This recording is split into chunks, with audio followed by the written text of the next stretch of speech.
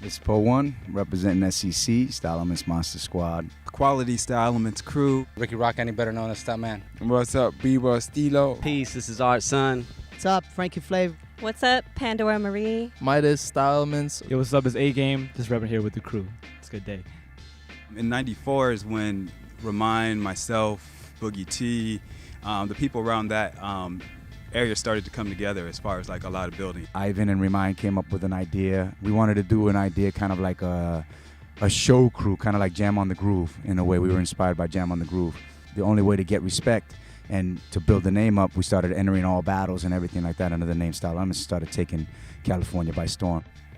We all freak different styles, so originally that was the thing, to be able to freak what you do, no matter if it's graph, no matter if it's playing an instrument, no matter where, if it's like, yo, dancing the pennies on the ground. We were gonna bring it to you in any and every way that we could, you know, to every element of the culture. So basically Style Elements, that's what it stands for. So in 1988, I started writing on walls, and shortly after that I became a huge bus killer here in LA. Besides that, I just become the music and the dance floor. I'm a B-Boy.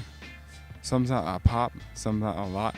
Po One taught me how to break in Puerto Rico. I was 13 years old. He was the guy that actually got me back into breaking. I'm a B-Boy, MC, beatboxer. I play the flute, and I'm just here to cultivate this culture and just express myself through hip-hop. I'm a B-boy. I also DJ too, you know, so represent two elements.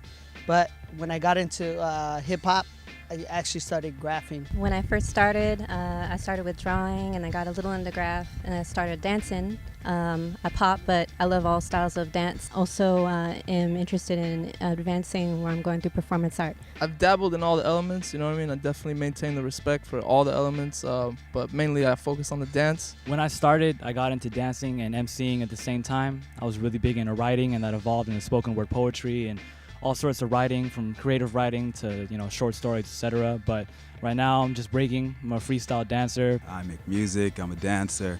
Like A-Game said, I'm definitely a freestyle dancer, meaning like I take all the elements that I can. The whole crew is coming from different backgrounds, you know, in that aspect that everybody kind of brought in a little bit to motivate each other.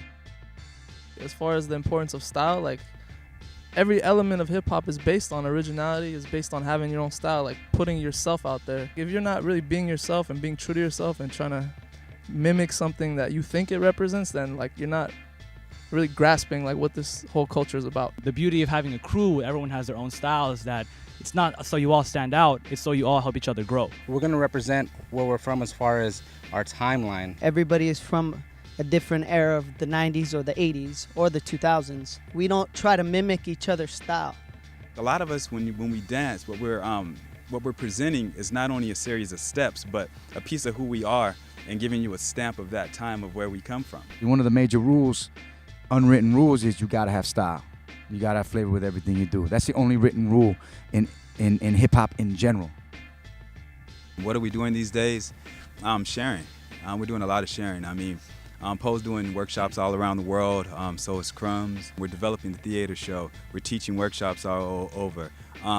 They're doing panels and lectures talking about where we come from. We're doing everything that we can to share who we are with the world.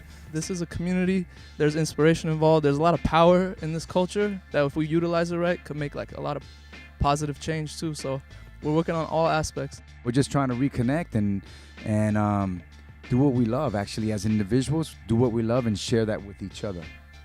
If I have any advice to anybody, don't limit yourself. Be yourself, simple as that. Like if you can look in the mirror and say like, you know what I mean, you know when you're doing something that's genuine and something that's fake.